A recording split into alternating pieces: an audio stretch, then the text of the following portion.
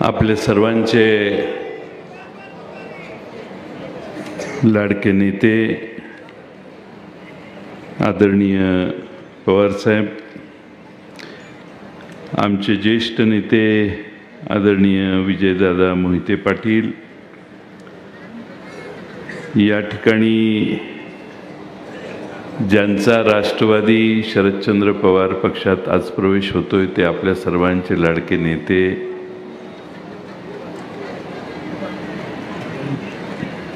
माननीय पाटील साहेब, हर्षवर्धन पाटील साहेबांच्या बरोबर सहकारी म्हणून जे आज प्रवेश करतायत ते सर्व त्यांच्याबरोबरचे सहकारी, या निमित्ताने इथं उपस्थित असणारे आमचे जिल्हाध्यक्ष जगन्नाथ शेवाळे बापू, आपल्या या तालुक्याचे राष्ट्रवादीचे अध्यक्ष तेजसिंह पाटील, कार्याध्यक्ष महारुद्र पाटील, खासदार अमोल कोल्हे, धैर्यशील मोहिते पाटील, आमदार अशोकराव पवार, महाराष्ट्रातील एक ज्येष्ठ पत्रकार मधुकर भावेसाहेब, नारायणाबा पाटील, उत्तमराव जानकर, या निमित्तानं आपले ज्येष्ठ नेते अशोक घोगरे, अमोल भिसे, सागर बाबा मिसाळ, महिला अध्यक्षा छायाताई पडसळकर, आमचे प्रवक्ते अंकुश काकडे, जिल्हा महिला अध्यक्षा शेवाळेताई, अंकिता ठाकरे पाटील, आशुतोष भोसले, शहर अध्यक्ष इनायत काझी, रेश्माताई शेख, श्रीकांत मखरे, सम्यक बनसोडे, अक्षय भोसले, अजिंक्य ठाणे, विजयराव कोलते, मुरलीधर निंबाळकर साहेब, कृष्णाजी यादव, विलास वाघमुडे, लालासाहेब पवार, शरद जामदार, देवराज जाधव आणि सर्वच या ठिकाणी उपस्थित असणारे आमचे मुख्य प्रवक्ते अंकुश काकडे आणि सर्वच मान्यवर आणि बंधू भगिनींनो, आज आपल्या सर्वांना विशेष आनंद होतोय की हर्षवर्धन पाटील साहेबांनी राष्ट्रवादी शरदचंद्र पवार पक्षात प्रवेश करण्याचा निर्णय घेतला। त्याचं स्वागत करण्यासाठी आजची सभा आहे आणि ही सभा मला वाटतं न भूतो न भविष्यती एवढी मोठी व्हायला लागलेली आहे। फार मागच्या बाजूला माणसं उभी आहेत आणि रस्त्यावर देखील मगाशी मी येतो तर LED बोर्डच्या बाहेर देखील माणसं उन्हात उभी राहून हा सभेचा आस्वाद घेत आहेत। प्रचंड मोठ्या प्रमाणात आपण सगळे इथे एकत्रित आलेला आहात। तुम्हा सगळ्यांच्या हजेरीने इंदापूर विधानसभेचा निकाल काय लागणार हे आता जाहीर झाले असं मला वाटतं। एक काळ असा होता 2019च्या सुरुवातीला की आमच्यातून एक एक नेते पक्ष सोडून जात होते। त्यावेळी मी भाषण महाराष्ट्रात करत सांगायचो, य गेला तरी चालेल, ब गेला तर चालेल, क गेला तर चालेल, ड गेला तर चालेल, कारण शरद पवार नावाचं विद्यापीठ आमच्याकडे आहे। शून्यातून जग निर्माण करण्याची ताकद ज्या नेतृत्वात आहे आणि ते एकदा नाही आयुष्यात 4 वेळा ज्यांनी करून दाखवलेलं आहे, त्या शरद पवार साहेबांच्या राष्ट्रवादी काँग्रेसमध्ये तुम्ही सगळे पुन्हा प्रवेश करतात। तुम्हा सगळ्यांचं मी पहिल्यांदा मनपूर्वक स्वागत करतो। महाराष्ट्रातली जनता ही छत्रपती शिवाजी महाराजांच्या मागे का उभी राहिली, त्यांना आजही माणसं का विसरू शकत नाहीत, तर महाराष्ट्राला लढणारा नेता पाहिजे असतो। लढणाऱ्या नेत्याच्या मागे उभा राहण्याची महाराष्ट्राची मराठी माणसाची पद्धत आणि मानसिकता आहे। दिल्लीवाल्यांनी जेव्हा जेव्हा जबरदस्ती केली तेव्हा शरद पवार साहेबांनी मराठी स्वाभिमान दाखवण्याचं काम केलं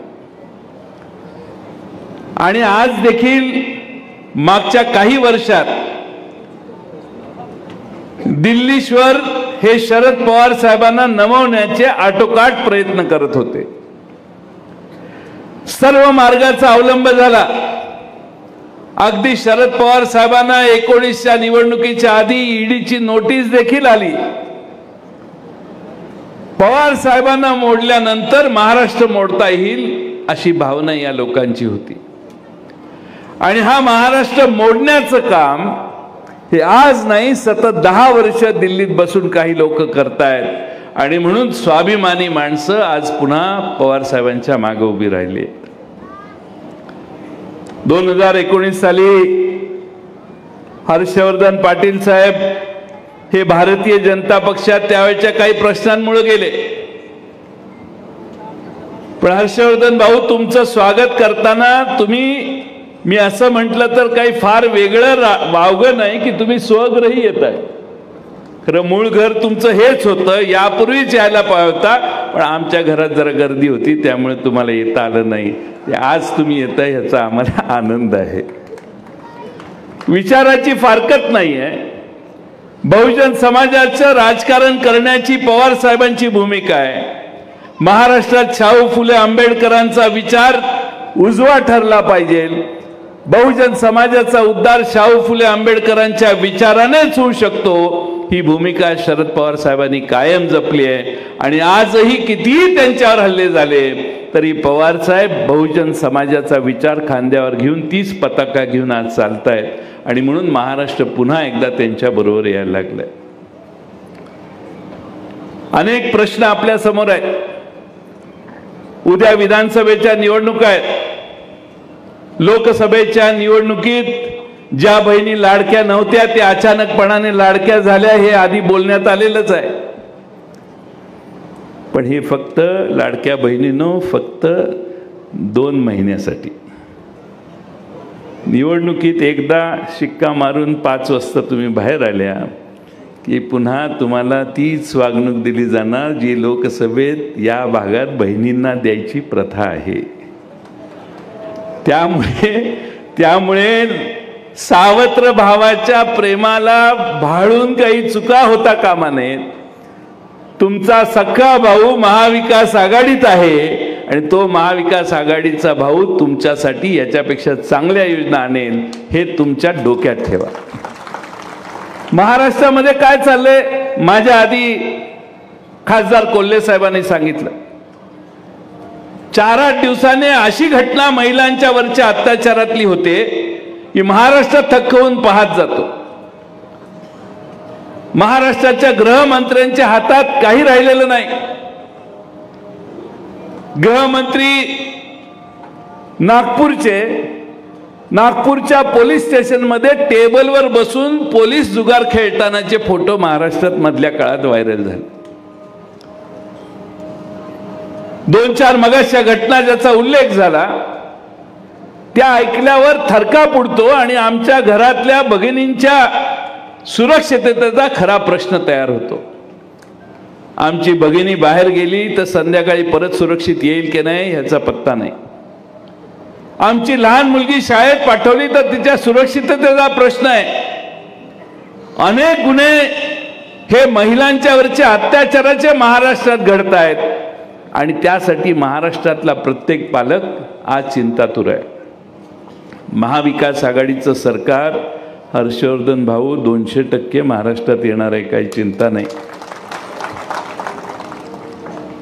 आमचं सरकार सत्तेवर आल्यावर आमच्या भगिनींना मी 2 मुद्दे सांगेन।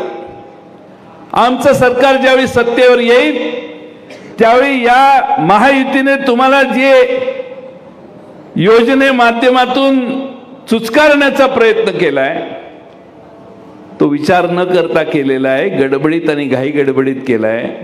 सरकारने त्या पैशाची प्रोव्हिजन केलेली नाही आणि प्रोव्हिजन न केल्यामुळं महाराष्ट्रातल्या आदिवासींच्या योजना आज बंद आहेत। सामाजिक न्याय मागासवर्गीय समाजाच्या योजना बंद आहेत। महाराष्ट्रातले कॉन्ट्रॅक्टर थोड्या दिवसांनी आत्महत्या करतील अशी महाराष्ट्रातल्या कामांची परिस्थिती आहे। आम्ही मात्र सरकारमध्ये आल्यानंतर तुमच्या या योजना अधिक बळकट करू, अधिक ताकदीनं राबवू आणि तुम्हाला याच्यापेक्षा चांगल्या व्यवस्था महाराष्ट्रात निर्माण करून देऊ. दुसरा मुद्दा मला हे सांगायचं आहे की आमच्या आया बहिणींच्या केसाला धक्का लागणार नाही असे कायदा दुरुस्ती आम्ही करू आणि आमच्या आया बहिणींच्या सुरक्षिततेची हमी देऊ आणि पोलीस देखील आमच्या आया बहिणींच्या तक्रारी बाबतीत तत्परतेने कारवाई करतील अशी व्यवस्था महाराष्ट्रात निर्माण करण्याचं काम करू. तुम्ही काही चिंता करण्याचं काम नाही. आज आपण फार मोठ्या संख्येने इथे जमलात. अनेक विषयात साहेबही बऱ्याच विषयावर बोलतील, पण मी महाराष्ट्र राष्ट्रवादी काँग्रेस शरदचंद्र पवार पक्षाचा अध्यक्ष आहे. माझाही इथे येण्यात काही स्वार्थ आहे. तो स्वार्थ म्हणजे इंदापूरची जागा विधानसभेची आपल्याला निवडून आणायची.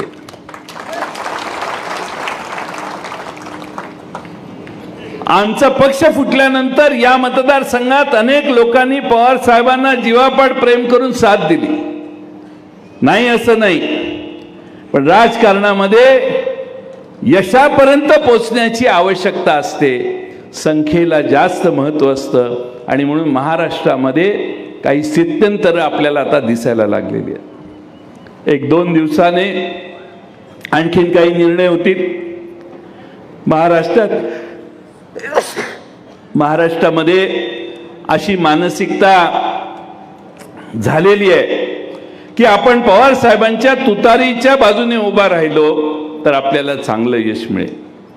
आणि ती मानसिकता असणाऱ्या आमच्या महाराष्ट्रातल्या अनेक ठिकाणी लोक आज राष्ट्रवादी काँग्रेस पवार साहेबांच्या नेतृत्वाखाली काम करण्यासाठी उत्सुक झालेली आहेत. गेले अनेक दिवस मला वाटत होतं की हर्षवर्धन पाटील साहेबांनी देखील हा मार्ग अनुसरावा, त्यांच्याशी संपर्क केला. लोकसभेच्या आधीपासून, आत्ता नाहीये, लोकसभेच्या आधी मी त्यांना फोन केला आणि मी म्हटलं बघा काही जमलं तर आपल्याला लोकसभा महत्त्वाची आहे आम्हाला. त्यांनी मला सांगितलं आम्हाला जे शक्य आहे ते करतो, पण आता तूर्त आम्ही इकडंच आहोत. आणि मला मधून मधून मी फोन करायचो. शेवटी फोनवर ते बोलायला थोडेसे टाळायला लागल्यावर मी बावड्याला जाऊन एक सभा घेतली आणि बावड्याला जाऊन भाषण केलं की ज्यांना टाळून तुम्ही तिकडे गेला तेच तुमच्या उरावर तिकडे येऊन बसलेले आहेत, त्यामुळे आता तरी काही सुधारणा करायला आमच्या मार्गाने यायला विचार करा म्हणून. पण आज विधानसभेच्या निवडणुका 2 महिन्यावर आहेत. या मतदारसंघातल्या सर्वांना माझं आव्हान आहे की पवार साहेब सामाजिक समतोल ढळून न देता पक्ष चालवतात.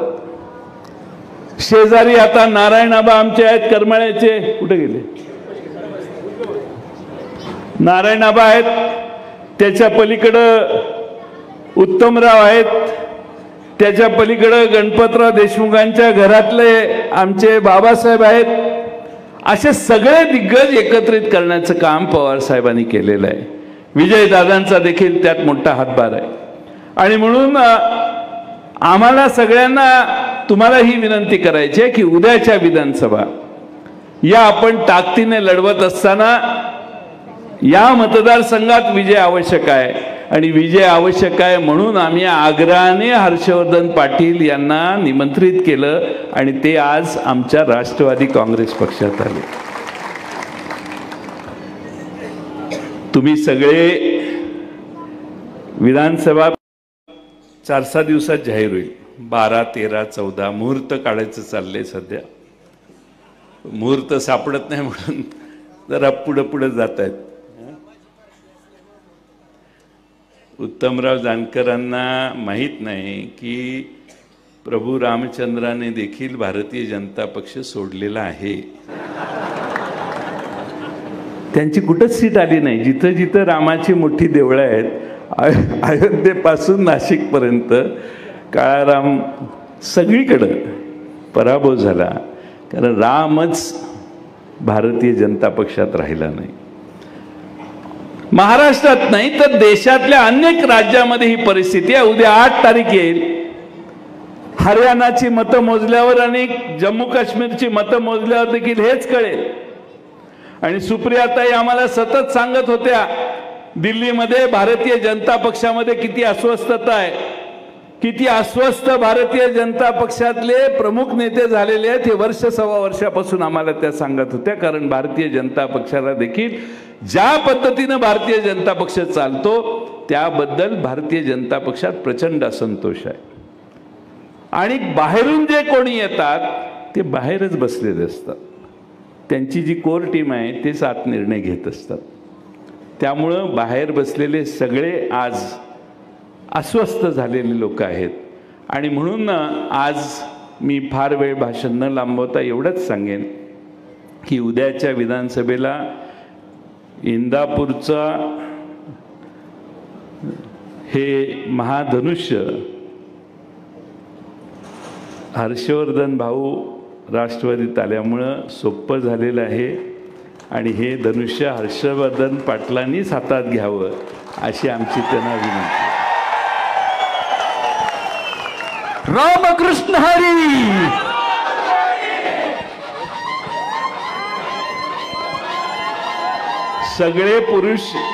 सगळ्या पुरुषांनी जल्लोष केला, आमच्या लाडक्या भगिनींच्याकडून आवाज यायला पाहिजे। रामकृष्ण हरी। हर्षवर्धन पाटील साहेब तुम आगे बढ़ो। मला महाविकास आघाडीच्या जागा वाटपाचा निर्णय झाल्याशिवाय उमेदवारी जाहीर करता येत नाही। त्यांचा प्रवेश करताना मी त्यांच्या हातात आता तुतारी देणार आहे। त्यामुळे इंदापूरकरांना वाळव्याहून येऊन मी काही सांगायची गरज आहे असं मला वाटत नाही। तुम्ही आमच्यापेक्षा लय ॲडव्हान्स आहात। पण आज या निमित्ताने स्वर्गीय भाऊ यांचं लहानपणी, आम्ही फार लहान असताना भाऊ आमच्या घरी यायचे। बापूंचा आणि भाऊंचा फार अतिशय उत्तम असा जिव्हाळा होता, घरगुती संबंध होते। आणि त्यामुळं भाऊंच्या घरातले हे नवनेतृत्व राष्ट्रवादीत येतंय। आता शेवटची अट सांगतो आणि माझं भाषण संपवतो। आज या हर्षवर्धन भाऊंनी सांगितलं कार्यकर्त्यांशी चर्चा केली आणि मग तिकडे गेलो इकडे गेलो। आता कार्यकर्त्यांशी चर्चा नाही, हे फायनल। हाच पक्ष आपला आणि ह्याच पक्षावर आपण भविष्यकाळ लढवायचा आहे कोणत्याही परिस्थितीमध्ये। कारण पवार साहेबांनी हातात घेतलेला जो पण आहे तो पण महाराष्ट्रातल्या सामान्य माणसांच्या, शेतकरी, शेतमजूर, पददलित यांच्या उद्धारासाठी केलेला आहे। आणि आपण शाहू फुले आंबेडकरांचा विचार सांगत असू, बहुजनांचं राजकारण करण्याची तोंडात भाषा करत असू, तर भारतीय जनता पक्षाकडे आपल्याला कधी कोणाला जाता येणार नाही। मग या जनतेशी आपली प्रतारणा होईल। आणि म्हणून पूर्ण ताकदीनं मला मनापासून आनंद आहे, आमच्याकडे फार नेते नाही आहेत। तुम्हाला फार शेवटचा मुद्दा सांगतो, जयंत पाटील इकडं सांगलीकडं, अनिल देशमुख आमचे नागपूरकडे, राजेश टोपे आमचे जालन्याकडे, जितेंद्र आव्हाड इकडे, आमचे अमोल कोल्हे आता महाराष्ट्रात ऑलराऊंड फिरायला लागलेले आहेत। विजयदादांच्या नेतृत्वाखाली एक नवी व्यवस्था सोलापूरमध्ये आली आहे। आज आम्हाला राज्य पातळीवर महाराष्ट्राला मार्गदर्शन करणारे नेत्यांची जास्त आवश्यकता आहे। आणि म्हणून हर्षवर्धन पाटील साहेब, तुमचं महत्त्व आमच्या पक्षामध्ये मोठं आहे, तुमचं महत्त्व आमच्या पक्षामध्ये मोठं आहे। आणि तुम्ही आता मला सांगितलं मला जबाबदारी द्या वगैरे, मी साहेबच ठरवतील। आणि पुणे जिल्ह्यातले निर्णय जयंत पाटील घेत नाही, साहेबच घेतात। त्यामुळे साहेब म्हणतील तसं, त्यामुळे तुम्हाला साहेब जे जबाबदारी सांगतील ती आपण देऊ। पण महाराष्ट्रात सर्व ठिकाणी हा पक्ष आज लोक स्वागत करतात, त्यावेळी लोकांच्यात जाऊन आपण भिडण्याचं काम करू, लोकांना सांगण्याचं काम करू। डॉक्टर अमोल कोल्हेजी आणि मी महाराष्ट्रात जवळपास 60-62 सभा घेतल्या, अजून एक 10-12 सभा आहेत। आणि इस्लामपूरला आम्ही त्याचा समारोप आमच्या शिवस्वराज्य यात्रेचा करणार आहे आणि त्यामुळं आमच्या महाराष्ट्रातली आचारसंहिताही जाहीर थोड्या दिवसात होईल आणि निवडणुकीला मित्रांनो सुरुवात होईल। ही निवडणूक विजयासाठी करायची आहे। माजी पवार साहेबांच्यावर ज्यांचं प्रेम आहे त्यांना आव्हान आहे की पवार साहेबांना एक एक आमदार महत्त्वाचा आहे। तुम्ही पवार साहेबांच्या काळात संकटात पवार साहेबांच्या मागे जे राहिले त्यांना मी अतिशय आग्रहाने सांगेन की ही शरद पवार साहेबांच्या मागे मोठ्या संख्येनं आमदार उभा करण्याची जबाबदारी प्रत्येक पवार साहेबांना मानणाऱ्या कार्यकर्त्याची आहे। त्यामुळे स्थानिक मतभेद सोडून द्या, आपण ते दुरुस्त करू, काही अडचण नाही। सुप्रियाताईंनी जबाबदारी घेतलेली आहे आणि सगळेच तुम्हाला त्यात मदत करतील, पण स्थानिक मतभेदांना बाजूला ठेवा। विजयसिंह मोहिते पाटील यांच्यासारख्या नेत्याने निर्णय घेतला त्यावेळी स्थानिक सगळ्यांना विचारात घेऊन त्यांचा निर्णय झाला। त्याच पद्धतीनं आज तेव्हा त्यांच्या निर्णयाने महाराष्ट्रात एक संदेश वेगळा गेला। आजही हर्षवर्धन पाटील तुमच्या निर्णयाने महाराष्ट्रात एक वेगळा संदेश महाराष्ट्रभर जाईल की पवार साहेबांच्या मागे आपण सगळ्यांनी ताकदीने उभा राहायला पाहिजे म्हणून स्थानिक या ठिकाणी पवार साहेबांच्यावर सुप्रियाताईंच्यावर प्रेम करणाऱ्या सगळ्यांना माझी विनंती आहे तेजसिंह पाटील तुम्ही सगळ्यांच्याकडे जावा, सगळ्यांना भेटून सांगा, महारुद्र पाटील तुम्ही जावा आणि सगळ्यांची समजूत घाला।